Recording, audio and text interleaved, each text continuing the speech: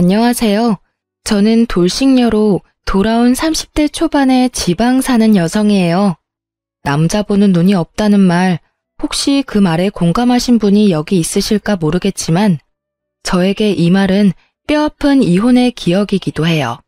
아, 그리고 한 가지 더. 부모가 반대하는 결혼은 하는 게 아니다라는 말도 저에게는 참 아픈 말이기도 해요. 저의 결혼을 아버지가 무척 반대하셨거든요. 저와 남편은 동갑내기로 친구들의 소개로 만나게 됐어요. 남편은 제조업 종사자였고 저는 네일샵을 운영 중이었어요. 저는 어릴 때부터 공부보다는 미용에 더 관심이 있었고 그 때문에 대학교 진학은 포기했었어요. 남편은 대학교는 나왔고요. 처음에 남편을 저희 친정집에 데려갔을 때 저녁을 먹고 이야기를 나누던 아버지는 남편이 돌아가고 나서 저에게 결혼은 하지 말고 연애만 하라고 했었어요.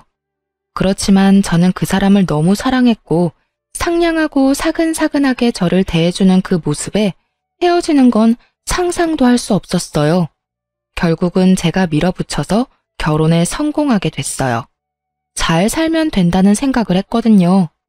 다들 처음 결혼할 때 그렇게 생각하잖아요. 저도 똑같았어요. 잘 사는 모습 보여주면 된다라고 쓸데없이 비장하게 생각했는데 정말 불과 3년 만에 헤어지게 될 줄 그 당시에는 상상도 못했죠. 친구들은 저희 신혼집에 대해서도 듣고는 이혼 후에 그때부터가 문제였다고 말하곤 했어요. 왜냐면 저희의 신혼집은 제가 살던 집의 전세금에 남편이 1,000만 원을 보태서 산 작은 아파트였거든요. 남편은 딱 1,000만 원을 보태줬고 대신 제 지분이 크다는 걸 감안해서 명의는 제 이름으로 되어 있었어요. 그래도 저는 개의치 않았어요. 사랑이라는 단 한마디만으로도 모든 게 설명됐던 콩깍지가 심하게 씌인 상태였으니까요. 그리고 결혼 전 남편 본가에 갔을 때 시댁 부모님이 잘 사는 편이 아니라는 걸 알고서는 모든 걸 다 이해하려고 했어요. 정말 그때는 모든 걸 다 퍼줘도 된다고 생각했는데 결혼을 하니 사람이 달라지더군요.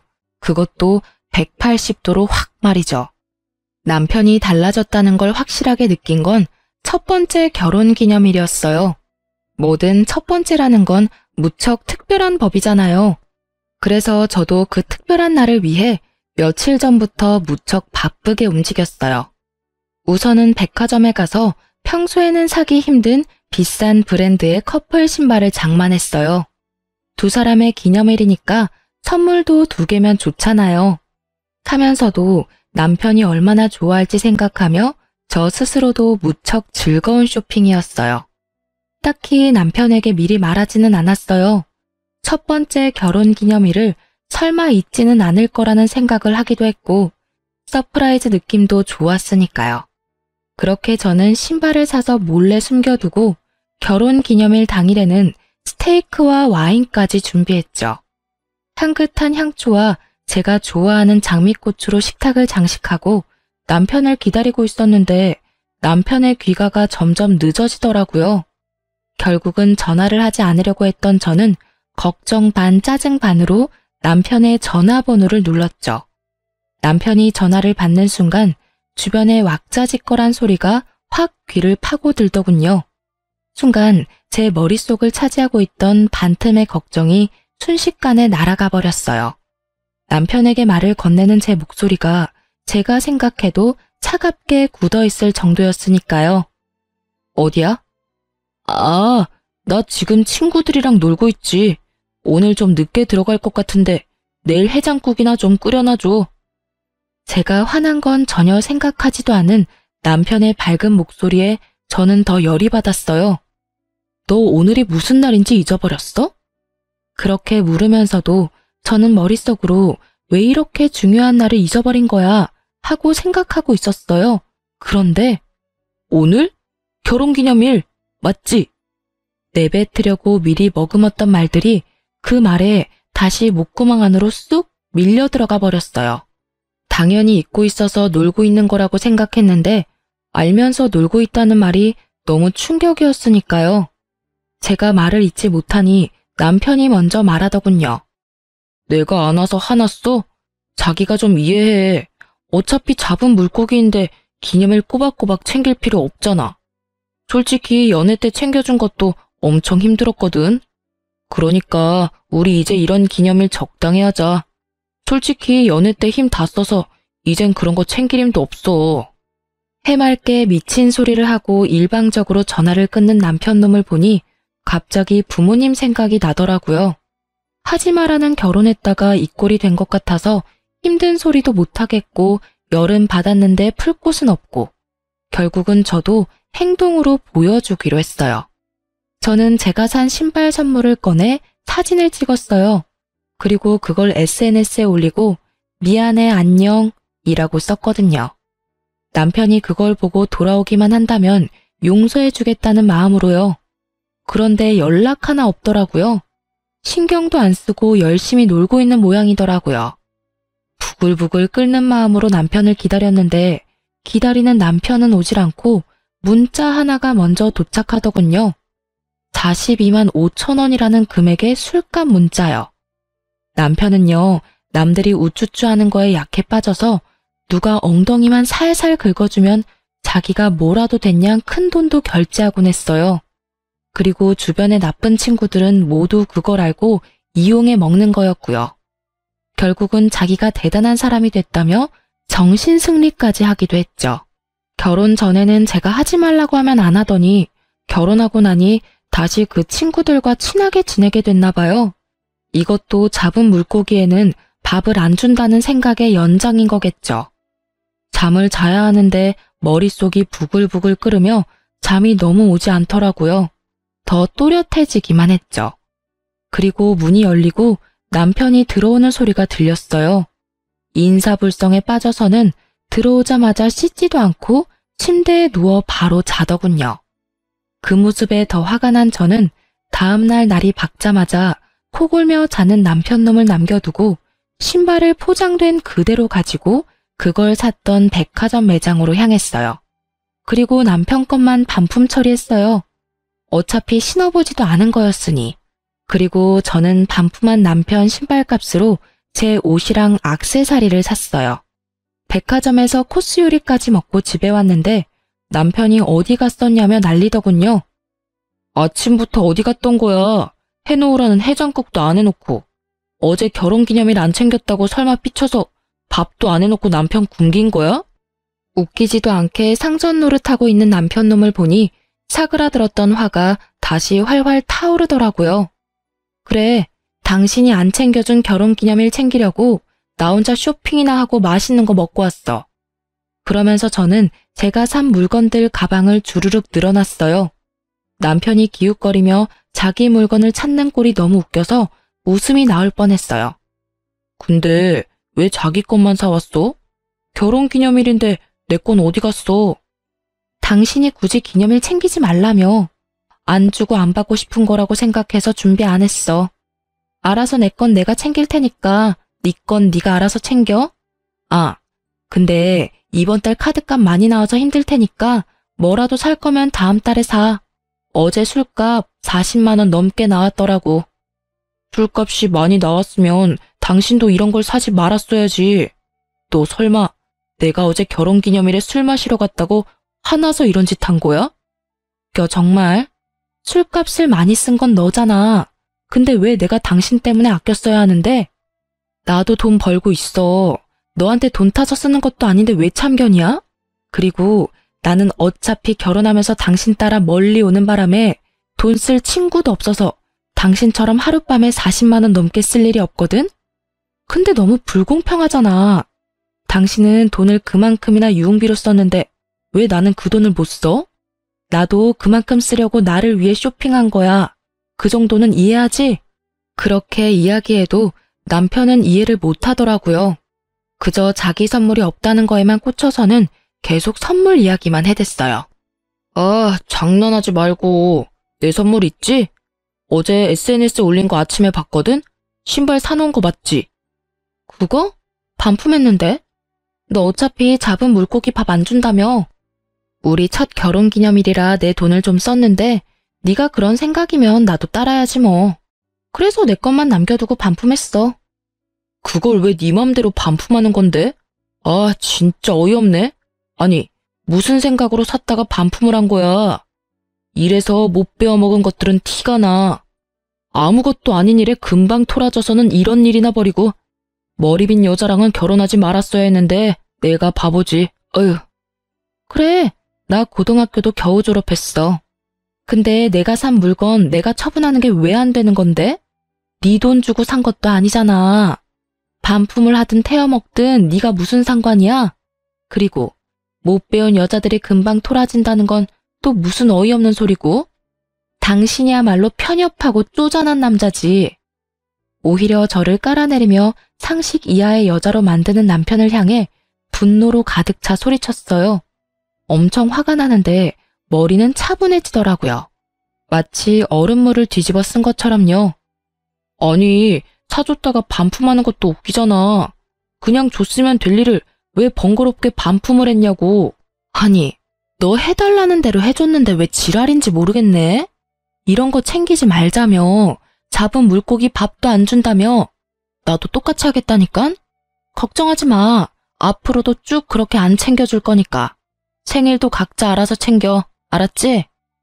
결국 신발 하나 날려먹고 앞으로의 선물 기회도 날려먹을 상황에 처한 남편은 그게 아깝기는 했는지 그 뒤로는 기념일을 꼬박꼬박 챙기더라고요. 아주 싸고 생색내기 좋은 것들로만요. 사랑이나 애정 따위는 들어있지 않은 그런 물건들 말이에요.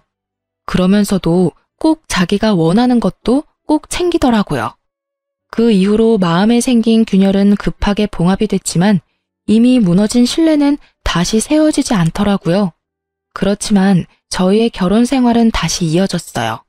그 정도 싸움으로 이혼을 결정하는 사람은 없잖아요. 이때는 그저 남편 놈의 나쁜 면을 하나 정도 알게 됐다는 느낌 정도였거든요. 그런 저를 이혼 생각에 빠지도록 만든 건 그로부터 2년이 되지 않던 어느 날의 일이었어요. 그때는 저희 아버지의 환갑이 곧 다가오고 있을 때였어요. 저희 아버지는 형제가 5이었는데 아버지 위로 두 큰 삼촌은 환갑이 되기도 전에 돌아가셨거든요. 그래서 저희 가족에게 환갑은 무척 중요한 행사이기도 했어요. 게다가 그 다음 해에는 시부의 칠순 잔치도 있었기에 남편과 함께 저희는 3년이 다 되어 가도록 돈을 모으고 있었어요. 각자 30만 원씩 돈을 내서 총 60만 원을 한 달에 모았으니까 그 당시에는 2천만 원에 가까운 돈이 저금되어 있었어요. 그리고 그렇게 아버지 환갑을 며칠 앞둔 날 갑자기 시부모님께서 해외여행을 떠나신다고 연락이 왔더라고요. 저는 갑작스레 여행 간다는 연락이 와서 당황했어요. 그 전에 남편이나 시댁에서 말해줄 거라고 생각했는데 당일날 알게 됐거든요. 그래도 두 분이 노후를 잘 보내고 있구나 하는 생각으로 평범하게 지내려고 했는데 그 뒤로 두 분이 단톡방에 올리는 사진들이 무척이나 심상치 않더라고요. 비싸 보이는 침실의 모습과 음식들의 사진, 그리고 무엇보다 배경이 바닷가라는 것을 보고 그제야 두 분이 크루즈 여행을 갔구나 하고 생각을 했던 거죠. 호화로운 모습을 보니 한 사람당 돈 1,000만 원은 깨졌겠구나 하는 생각을 잠시 했는데 불현듯 그 큰 돈이 어디서 났을까 하는 생각이 떠오르더라고요. 시댁이 원래 그다지 부유한 집안은 아니었거든요. 콕 집어 말하자면 돈을 악착같이 아끼며 사시는 분들이라 저렇게 비싼 것들을 살 성격도 못 되시는데 말이죠. 여행이라면 관광버스에 10,000원 주고 가는 것만 생각하시던 분들인데 갑작스러운 크루즈 여행이라니. 게다가 옷도 다 새로 사서 입었는지 무척 비싼 옷을 입고 있더라고요.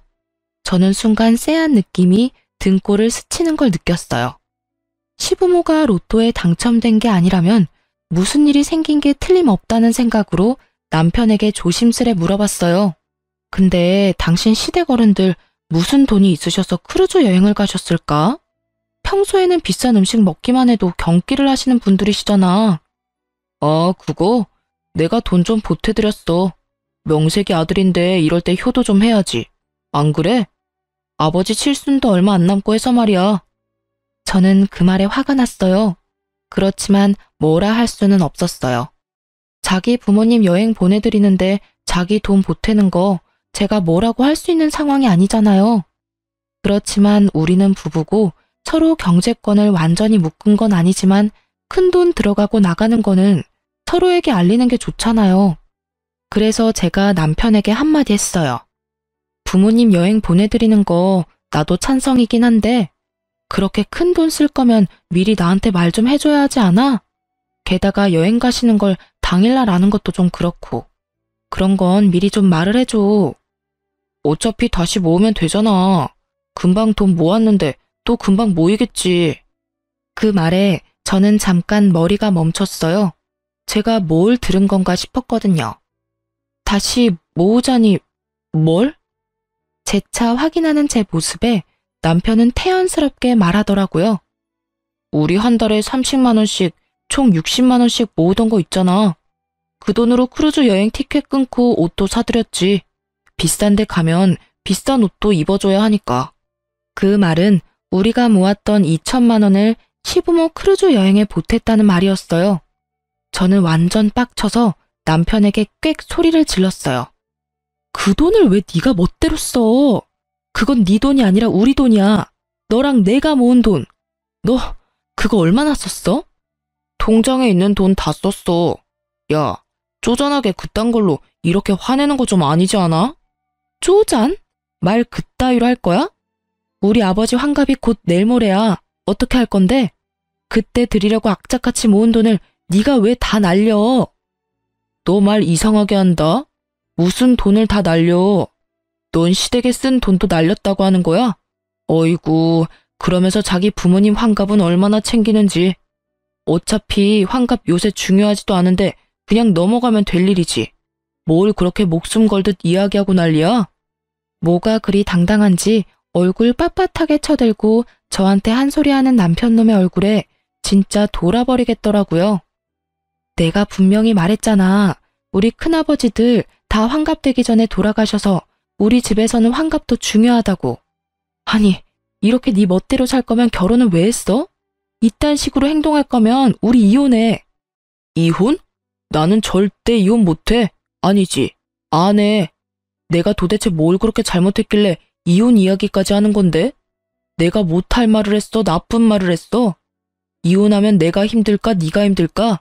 뭘 알고나 떠들어야지. 무식하면 용감하다더니 네가 딱 그 꼴이야. 배운 게 없으면 가만히나 있던지 쓸데없이 나대고 난리야. 나는 너처럼 돈밖에 모르는 여자 딱 징그러워. 완전 과대망상 환자 아니야? 아니, 그 돈 좀 썼다고 이런 식으로 사람을 몰아? 남편놈의 그 말이 저에게는 진짜 인연 끊자는 식의 막말로밖에 들리지 않았어요. 그럼 무식하고 돈밖에 모르는 징그러운 여자랑 왜 이혼은 안 해주는데? 그렇게 답답하고 열받으면 왜 나랑 살아? 배운 거 많고 돈에 초연한 그런 여자랑 살던지. 아, 맞다. 너 나한테 빨대 꽂으려고 결혼한 거지? 그래. 그러면 다른 여자 찾기 힘들겠지. 어떤 돈 많은 여자가 미쳤다고 당신 같은 남자한테 미래를 올인하겠어? 안 그래? 와이프 집안 사정 다 알고도 정신 나간 짓을 하는데 어떤 여자가 제정신으로 당신한테 오겠어? 너 말 다 했어? 어디서 그따위 소리를 짓거리고 난리야. 진짜 봐주는 것도 정도가 있다고. 내가 너 불쌍해서 데리고 살겠다고 하는 거 진짜 모르겠어? 네가 자선사업가라도 돼? 웃기지도 않아. 네 가짜는 친구들이 떠받들어주니 네가 뭐라도 되는 것 같아? 너 진짜 별거 아니야. 마누라 등이나 처먹는 천하의 호로새끼 정도지. 불쌍하다고 생각하지 말고 이혼해줘. 그렇게 저는 이혼을 선언했고 남편을 제 삶에서 분리하는 작업에 들어가기로 했어요. 그런데 그 대화를 나눈 다음 날도 남편한테 이혼 서류를 가지러 간다고 말했지만 혼자 유유자적하더라고요. 당신이 나 같은 남자를 어디서 만나? 나랑 이혼하면 무조건 망할 건데 무슨 배짱으로 이러는지 원. 내가 넓은 마음으로 용서해 줄 테니까 나한테 미안하다고 하고 끝내. 어? 이렇게 말하는 꼴을 보니 용서할 마음이 생기겠어요? 생기더라도 당장 달아났겠죠. 그런 제 속도 모르고 남편놈은 저한테 사과하라며 난리더라고요. 상황이 이해가 안 가나 봐요. 미쳤어? 헛소리 그만하고 당장 이 집에서 나가. 난 당신 얼굴 꼴도 보기 싫으니까. 당장. 내가 왜 집을 나가? 이 집 살 때 내가 1,000만 원 보탠 거 잊었어? 나한테도 지분이 있으니까 네 맘대로 내보낼 수는 없지. 아니, 내가 도대체 뭘 잘못했는데 이런 일을 당해야 하는데? 꼴랑 그 2,000만 원 좀 썼다고 나를 완전 죽일 놈으로 모는 거야? 시부모한테 즐거운 한때 선물해줬다고 생각하는 게 그렇게 아까워? 아직도 정신을 못 차렸네. 내가 시부모한테 그 돈 줬다고 화내는 게 아니라는 걸. 왜 아직도 모르는지 이해가 안 되네? 그 돈이 10만 원이던 100만 원이던 1,000만 원이던 네가 같이 모은 돈에 대한 결정을 혼자서 했다는 게 화가 나는 거라고 몇 번을 이야기해야 알아듣냐고. 그리고 이 집 살 때 네가 보탠 1,000만 원? 당신이 시부모 여행 때 낸 돈 2천 중에 절반은 내 돈이니까 그거랑 퉁치면 되겠네. 어차피 내 동의 없이 내 돈 1,000만 원 썼으니 당신이 나한테 그 돈 줘야 하는 거 알지? 네 돈이 내 돈이지. 우리 결혼해서 부부라고. 돈 문제 같은 건 알아서 할 수 있는 거 아니야? 좀 융통성 있게 굴라고. 이렇게 꽉 막힌 여자였어, 너? 내가 막혔냐? 네가 막혔지. 아우, 이런 것도 남편이라고 데리고 살았던 내가 정말 대단한 사람이지. 나가. 나 진짜 당신 얼굴 보고 싶지도 않으니까. 저는 남편에게 소리를 질렀지만 남편은 꼼짝도 하지 않더라고요. 유유자적 소파와 한몸이 되어 느긋한 그 모습을 보니 너무 화가 나더라고요. 그렇지만 힘에서 이길 수 없으니 다른 방법을 찾아내기로 했어요. 남편은 저의 이혼에 관한 말을 믿지 않는 분위기였고 더 이상 남편에게 소리 지르지 않았어요. 다음 날 아침 남편은 평소대로 회사를 갔어요. 저는 그때 남편의 짐을 부랴부랴 챙기기 시작했어요. 화장실에 있던 칫솔 하나까지 싹 다 챙긴 저는 점심때쯤 이삿짐 용달업체를 불렀어요. 그리고 남편 짐을 다 챙겨서 시댁으로 보냈죠. 그리고 마지막으로 집의 도어락을 싹 바꿨어요. 비밀번호뿐만이 아니라 기종까지 바꿔버렸어요. 남편의 흔적이 없으니 마음이 너무 편하더군요. 그렇게 저는 하루 가게를 쉬고 집에서 시간을 보냈어요. 저녁이 되니 남편에게 전화가 오더라고요. 문 앞에 있는 걸 알고 있었으니 전화는 받지 않았죠. 남편은 비밀번호를 눌렀지만 문이 열릴 턱이 있나요? 그런데 남편이 도어락을 해제하려고 기사를 불렀더라고요. 문 밖에서 기사가 남편과 이야기를 하는데 제가 소리를 질렀죠. 기사님, 집에 사람 있으니 도어락 열지 마세요. 문 열어주시면 주거 침입죄로 신고할 거거든요. 그리고 옆에 있는 남자분께 여기 더 이상 네 집 아니니 시댁으로 가라고 전해주세요. 제 말에 밖에서 소리가 나더니 결국 기사가 돌아간 듯 하더라고요. 남편은 집에 들어오지 못한 채 밖에서 고래고래 고함을 질렀죠. 야, 문 안 열어? 지금 장난치는 거야 뭐야? 빨리 열어. 열셀 때까지 안 열면 진짜 너 험한 꼴 볼 줄 알아? 이 무식한 여자야. 문 열 생각 없고 짐은 하나도 빠짐없이 시댁에 보냈으니 거기서 지내. 이혼 서류는 내일 보낼게. 장난쳐? 당장 문 열라고. 네가 뭔데 집 문을 걸어 잠궈? 고래고래 소리를 지르던 남편 놈은 옆집 사람의 항의에 결국 꼬리 내리고 시댁으로 가더군요. 저는 속이 시원하더라고요. 남편 놈 얼굴 안 보는 게 어찌나 속이 시원하던지. 다음 날 저는 이혼 서류도 시댁에 보냈어요. 시부모님이 안 계시니 그 사이에 해결할 생각이었죠. 그런데 며칠 뒤 크루즈 여행에서 돌아온 시모가 저에게 전화를 했어요. 얘야, 여기 무슨 서류가 왔는데 이혼 서류라고 하는구나. 혹시 너희들 무슨 일이 있니? 우리 집에 아버 모시며 짐까지 다 보내놓고 여기서 회사를 다니고 있으니 대관절 이게 다 무슨 일이야? 어머님, 이런 말씀 드리기 전에 해결하려고 했는데 그 사람이랑 저 이혼하기로 했어요. 지금은 저만 이혼을 원하는 상태고 남편이 계속 거부하면 소송할 거고요. 왜 갑자기 이혼을 해? 너희 그렇게 잘 지내놓고선. 시모의 놀란 목소리가 들렸어요. 저는 시모에게 다 털어놓기로 했어요. 시댁에서도 이제는 알아야 할 상황이기도 했고요. 그 사람이 저희가 같이 모은 목돈을 몰래 혼자 다 썼더라고요. 다른 건 다 용서해도 그건 좀 아니잖아요. 개인 돈도 아니고 우리가 같이 사용하는 돈을 어떻게 그렇게 함부로 사용할 수 있어요? 그럴 리가. 걔는 절대로 그런 애가 아니야. 설마 그렇다 하더라도 필요한 곳에 썼겠지. 필요한 곳이기는 했죠. 두 분 호화 크루즈 여행 갈 때 쓴 돈이 그 돈이거든요. 저도 두 분 여행 보내드리는 거에 불만은 없어요. 그런데 사용할 거라면 최소한 미리 저한테 이야기라도 해야 하지 않나요? 그런데 저는 어머님이 사진 보내기 전까지 여행 가는 거에 대해 아무것도 몰랐어요. 게다가 그 돈은 저희가 양가 부모님 잔치 때 쓰려고 모은 돈이었어요. 특히 저희 아버지 환갑이 바로 코앞인데 그 돈 다 써버려서 저는 지금 해드릴 수 있는 게 없고요. 아니, 이런 걸 다 떠나서 최소한 저한테 미안한 감정이라도 가져야 하는 거 아니에요? 아예 저를 무식하고 돈만 밝히는 여자라고 얼마나 고래고래 소리를 치는지. 그래서 이혼하기로 했어요. 제 말에 시모가 꿀먹은 벙어리가 되더군요. 그 2천만 원을 두 분께 쓴 거 아깝다고 생각하는 거 절대 아니에요. 만약 아버지 환갑이 아니었으면 두 분께 충분히 그런 선물 드릴 수도 있는 상황이었고요. 그런데 그 큰 돈을 같이 모은 사람에게 한마디의 상의도 없이 써버리는 건 그 사람 잘못이 틀림없다고 생각해요. 아니, 잘잘못을 가릴 필요까지도 없이 그냥 제가 그런 사람을 견디지 못하겠어요. 앞으로 집을 옮기거나 사업 때문에 큰 돈이 생기면 이번처럼 똑같이 자기 원하는 대로 돈을 쓰지 않겠어요? 하나를 보면 열을 한다고 제가 봤을 때는 그럴 만한 사람이거든요. 얘야, 우리는 그런 건 생각도 못하고 나는 그저 아들이 개인적으로 모은 돈이라고 생각했어. 내가 생각해도 그게 나쁜 일이기는 한데 그것만으로 이혼하는 건 너무 성급하지 않니? 오해가 있을지도 모르고 또 다르게 생각하면 이해해 줄 수 있을 법도 하고. 그거 하나만으로 헤어지자고 하는 건 아니에요. 그 사람은 저한테 무식하다거나 배워먹지 못했다거나 그런 말을 서스럼없이 쓰거든요. 게다가 제가 하는 말을 하나도 신경 써서 듣지를 않아요.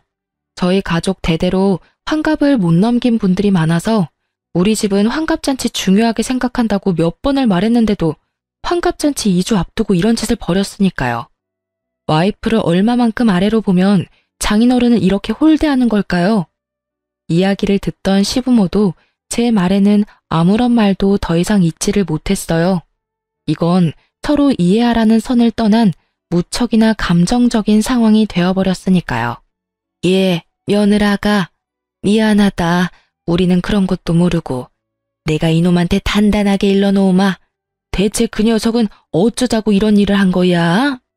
시모가 급히 저에게 위로의 말을 건네더라고요.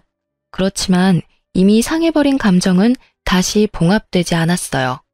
결국 이혼 소송이 진행되었고 남편놈은 제가 일하는 네일샵까지 찾아와 제게 소송을 취하하고 돌아오라며 당당하게 굴더군요.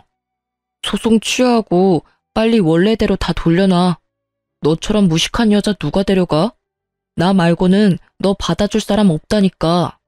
그리고 내가 100번 양보해서 이번 환갑 때 50만 원 정도 지원해 줄게. 솔직히 그거면 떡을 치고도 남잖아. 정말 말은 잘하죠. 1,000만 원과 50만 원이 비교가 되는 것도 아닌데 마치 인심 써서 그 정도 해준다는 걸 보니 정말 대단하다 싶더라고요. 지금 나하고 개그하는 거야? 2,000만 원을 가져다가 홀라당 해먹고는 고작 50만 원을 준다고? 너한테는 그게 상식이야? 어떻게 눈 하나 깜빡 안 하고 그런 미친 소리가 나와? 그리고 내가 많이 배우지 못한 건 맞지만 네가 인간이 덜 된 놈이라는 건 잘 알겠어. 넌 뭘 그렇게 많이 배웠길래 남이 모은 돈까지 말도 없이 쓰는 미친 짓거리까지 배운 거야? 미친 짓거리? 이게 사람이 봐주니까 눈에 뵈는 게 없지? 나 오늘 여기서 계속 죽치고 있을 거니까 알아서 해. 네가 소송 취하해줄 때까지 나 안 나가. 남편놈은 대기석 의자에 널브러지듯이 앉아서는 눈까지 감고 팔짱까지 끼고는 모르쇠로 운운하며 앉아있더라고요. 웃기지도 않네. 그렇게 대단한 님께서 왜 나 같은 별 볼 일 없는 여자랑 이혼을 못해서 그렇게 난리야? 혹시 집 때문에 그런 거야? 아니면 또 돈 모아두면 다 가져가려고 그런 거야?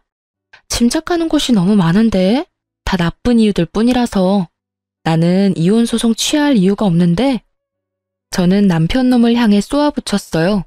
정신 나간 헛소리를 실실 하는 거 보니 진짜 실성이라도 했나 싶었거든요. 제 말을 듣고도 들은 척도 안 하는 남편 놈을 보고 제가 말로 해서는 안 될 것 같아서 그 길로 친오빠들에게 전화해서 저의 네일샵으로 불렀어요. 남편 놈이 남의 영업장에서 일을 방해하고 있다가 들어오는 오빠들의 모습에 그나마 정상적인 모습을 취하더군요. 이 양반이 또 여기서 이러고 있네. 당장 여기서 나와. 남의 가게 영업 방해하지 말고. 오빠 셋이 그놈 앞에서 으름장을 놓는데도 철면피를 쓴 이 남자는 더욱 뻔뻔하게 굴더라고요. 아니 형님, 저희는 아직 결혼한 사이예요. 와이프 옆에 있는 게 뭐가 그렇게 잘못된 건가요? 그리고 남의 부부 일에 참견하지 마시죠. 잘못이지. 동생이 싫다는데 계속 이러는 거 스토킹인 거 몰라? 그리고 우리는 처음부터 널 우리 가족으로 생각한 적 없어. 동생이 너무 원해서 결혼을 시켜준 것뿐이고 다행스럽게도 이제라도 헤어진다는데 당연히 도와줘야지. 그러니 더 이상 동생 괴롭히지 말고 썩 꺼져. 괴롭히기는 누가 괴롭혔다고 그럽니까? 그냥 오해가 좀 쌓인 것뿐이라고요. 이야기하다 보면 다시 돌아올 일이고 다시 얼굴 맞대고 살다 보면 좋아질 일이고. 마치 자신은 하늘을 우러러 한 점 부끄럼 없다는 듯 당당하게 말하는 걸 보니 제 뱃속이 다 꼬이더라고요. 좋아지기는 혼자 김칫국 마시지 말고 나가라니까. 한 번만 더 우리 동생 괴롭히면 그때는 주저하지 않고 경찰에 신고할 테니까 알아서 하라고. 결국 3명의 오빠들에게 한 소리 거하게 들은 남편놈은 투덜대며 돌아갔어요. 저는 오빠들에게 너무 미안한 마음뿐이었어요. 그렇지만 오빠들은 역시 제 편이더라고요. 저 자식 또 오면 우리한테 전화해. 어차피 우리 다 근처에 있잖아. 우리 없으면 아버지 불러도 되고. 아빠는 너무 미안해서 못 불러. 그렇게 반대하는 결혼했었는데 이제 와서 도와달라고 하는 것도 죄송스럽고. 걱정하지 말래도 아빠가 너한테 쏟는 애정이 보통은 아니잖아. 그러니까 다음에 이런 일 있으면 아버지 불러. 알았지? 저는 오빠의 말대로 하기로 했어요. 그리고 남편놈이 사업장 근처에 얼씬거리기만 해도 오빠들을 소환했어요. 그리고 그렇게 얼마 지나지 않아서 남편놈은 체념한 건지 더 이상 오지 않더라고요. 그리고 이혼 판결이 났어요. 어차피 결혼 생활도 길지 않았고 재산 분할은 예상한 바와 크게 다르지 않더라고요. 그 집은 제 품에 돌아왔지만 사실 더 이상 살고 싶은 마음도 없었고 그 집이 제가 원했던 집도 아니었거든요. 그저 전 남편 사정에 맞춰 찾은 집이었을 뿐이니까요. 그래서 소송 끝나고 법률관계 정리 끝나고 나서는 후다닥 집부터 팔아버렸어요. 그런데 이렇게 모든 게 깨끗하게 끝났으면 좋았을 텐데 갑자기 전 남편이 제 가게로 다시 찾아왔더라고요. 구질구질하게 구는 남편놈 때문에 진절머리가 날 지경이었지만 가게에서 난동을 피우며 헛소리를 하더라고요. 아니, 왜 네가 집을 가져가? 그 집 살 때 나도 돈 1,000만 원 낸 거 알잖아. 그러면 나한테도 뭐 좀 떨어져야 하는 거 아니야? 이건 한참 잘못됐어. 소송이 잘못된 거라고. 게다가 애초부터 잘못은 네가 했는데 피해는 내가 봐야 하는데 둘이 같이 모은 돈이니 내가 어떻게 쓰던 네가 따라와주면 될 일이잖아. 네가 이해심이 모자라서 이혼을 하게 됐는데 피해는 왜 내가 받아야 하냐고. 구구절절 하는 말마다 내게 잘못을 떠넘기는 걸 보니 여전히 반성이라고는 하나도 안 하고 있더라고요. 그 이야기를 듣고 있던 제가 열받아서 한 소리 하려는데 네일샵 안쪽으로 아버지가 들어오시더라고요. 제가 이혼한 걸 최근에야 알게 되신 아버지는 남편놈이 저번에 가게에서 난동 피운 걸 오빠들에게 듣고서는 이렇게 제 작업장 근처에 항상 계셨거든요. 남편놈 오면 꼭 한마디 해줄 거라고 말이죠. 전 남편은 이제는 눈에 뵈는 것도 없는지 제 아버지를 보고도 남편놈은 뻔뻔하게 굴더라고요. 그래도 큰 소리를 치지 못하는 눈치였어요. 아니 이게 누군가? 내 딸하고 이혼한 사람 아닌가? 그런데 왜 여기 있어? 애저녁에 똑똑하고 마음씨 넓은 여자 찾아 떠난 줄 알았더니. 아니 장인어른, 어르신도 생각해보세요. 이 상황이 제가 잘못해서 벌어진 일이냐고요. 저는 우리 부모님께 효도 한 번 한 것뿐이고, 솔직히 결혼했으면 시댁 부모 챙기는 것도 당연하잖아요. 그런데 왜 제가 이혼을 당하고 집까지 뺏겨야 하는지 이해가 안 돼서 그럽니다. 그래, 각자 부모 챙기는 건 당연하지. 그런데 그럴 거였으면 자네 돈으로 효도하지 그랬어. 마누라 돈으로 생색냈으면서 사과는커녕 뻣뻣하게 굴지 않나. 그리고 무식하다고 욕할 때는 언제고 지금 여기 와서 이러고 앉아있어. 절이 싫으면 중이 떠나는 법이지. 자네가 집 가진 우리 딸이 싫으면 자네가 떠나는 게 맞지 않나. 설마 이제 와서 사랑 같은 정신 나간 소리 하려는 건 아닐 거고. 그럼 그 집이 그렇게 아깝나? 그렇게 말씀하시면 안 되죠. 소송 자체부터가 잘못된 거라고요. 저는 하늘에 맹세코 잘못한 게 없고 왜 피해는 제가 고스란히 다 받아야 되는지 모르겠습니다. 와이프가 시댁을 모시지 않은 게 더 큰 잘못이라고요. 그러니까 같이 살던 집의 절반은 제 것이나 다름없고요. 그게 무슨 말도 안 되는 소리야. 잠깐 기다려봐라. 그래, 자네가 그 집 마련할 때 얼마 냈지? 딱 1,000만 원이라고 알고 있네. 그렇다면 자네가 쓴 2,000만 원에 대해 아무 책임을 물지 않을 테니 자네도 그 집에 쓴 1,000만 원에 대해서는 아무 책임을 묻지 말게. 계산은 그거로 끝이야. 그렇지만 저도 재산 형성에 크게 도움이 됐다고요. 그 부분을 인정을 안 해주시니까. 제가 돈을 벌어서 엄한데 썼겠습니까? 다 가족을 위해서 쓴 거지. 그러니 재산 형성에 도움이 된 거잖아요. 야, 네 그 쓰레기 같은 친구들한테 한 달에 100만 원을 뜯기는 호구가 너야. 그 친구들이 너 좋아서 네 옆에 있는 줄 알지? 다 네가 돈을 그만큼 쓰니까 옆에 붙어서 알랑거리는 거지. 돈 없어 봐. 네 옆에 있겠어? 그래놓고 뭐? 가족을 위해서 썼다고?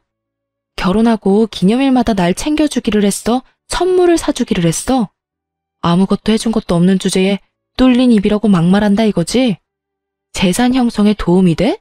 지랄하네. 돈 한 번 갖다 주지도 않고 쓰기만 한 네가 무슨 자격으로 여기 와서 이러고 있는 거야? 그러고도 네가 인간이냐? 야, 네가 아무것도 몰라서 그러는데 나도 충분히 남편으로서 부부의 일원으로 재산 형성에 도움이 됐다고. 그리고 친구들한테 돈 쓰는 건 유흥비라고. 너랑 외식할 때도 돈 냈잖아. 어디서 못 배운 티를 내? 네가 뭐 법률적으로 아는 게 있긴 해? 어디서 주워들어가지고 어림짐작하는 것 같은데 제발 좀 제대로 알고 이야기를 해. 결국은 아버지 앞에서도 못 배웠네 어쩌네 입을 놀린 남편놈을 보며 저는 눈앞이 캄캄하더라고요. 그 이야기를 듣던 아버지가 한 소리 하더군요. 그래, 자네 말대로 우리 딸이 배움이 부족하기는 하지. 그런데 그렇게 부족한 우리 딸에게 많은 게 하나 있어. 이제 와서 자네한테 이런 말 하는 게 미안해서 말 안 하려고 했는데 말이지. 우리 딸은 돈복이 많지. 자네가 있는 이 건물이 누구 것인지 모르지? 바로 내 것이라네. 그리고 딸은 조만간 이 건물을 물려받을 거야. 딸이 나한테 아주 좋은 환갑 선물을 줬거든. 자네하고 이혼을 해줘서 내 기분이 무척 좋아졌어. 그래서 건물을 주기로 한 거야. 자, 어때? 이래도 우리 딸이 많이 모자란가? 그 말에 남편의 얼굴이 완전 깜짝 놀라더라고요. 그것마저도 정말 가증스럽게 보이더라고요. 남편에게 처음부터 돈이 많다고 이야기하지 말라고 한 건 아버지였어요. 남편의 허세가 보이니 혹시라도 집에 돈이 있다는 말은 하지 말라고 하셨거든요. 최소 5년 동안 사람 됨됨이를 봐가며 이야기하자고 하셨는데 결국은 5년도 되기 전에 이혼을 해버리게 됐으니 새삼스레 아버지한테 죄송하고 남편놈의 저런 성향을 못 알아본 제가 밉더라고요. 왜 그 말을 먼저 안 했어? 그랬으면 이렇게 화내고 난리칠 일 없었잖아. 그리고 솔직하게 그만큼 돈 있으면 2,000만 원 그깟 돈 내가 알아서 쓴 것도 이해해 줄 수 있는 거잖아. 아, 다 됐고 이건 진짜 내가 용서해 줄게. 그냥 다시 돌아와서 잘 살아보자. 응? 너 나 엄청 좋아해서 부모님 반대 무릅쓰고 결혼하자고 한 거 아니었어? 그때 감정 그대로일 거라고 믿고 있어. 그때의 감정? 이미 너한테 가지고 있던 정이란 정은 다 떨어지고 없어. 왜? 아버지가 건물 주고 내가 그 건물 물려받을 사람이니까 아깝니? 뻔뻔한 것도 정도가 있지. 네가 쓴 그 돈에 우리 아버지 환갑 여행 비용도 있었다는 걸 알면서도 네가 뻔뻔하게 우리 아버지 건물을 욕심내? 내 눈에 흙이 들어와도 너랑 재결합할 일은 없어. 얼굴도 보고 싶지 않은데 너랑 무슨 재결합이야?